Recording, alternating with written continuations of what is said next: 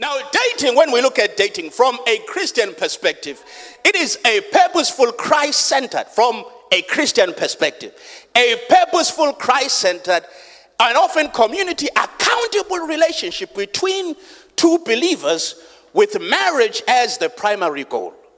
Hallelujah. So marriage is the primary goal. We are not going with the flow here. So the brother comes to you and he says, look, no, let's just go with the flow.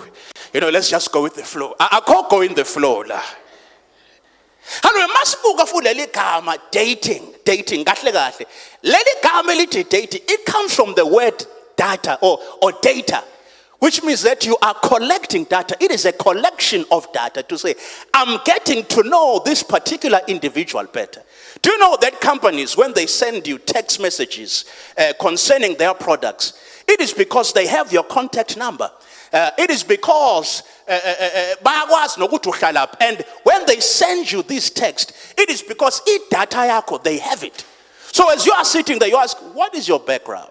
Where do you come from? How did you grow up? What are some of your traumas? That is a collection of data.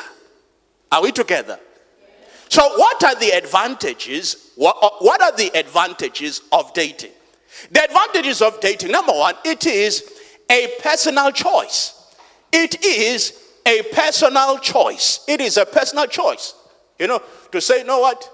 This person is my type, and I'm marrying my type.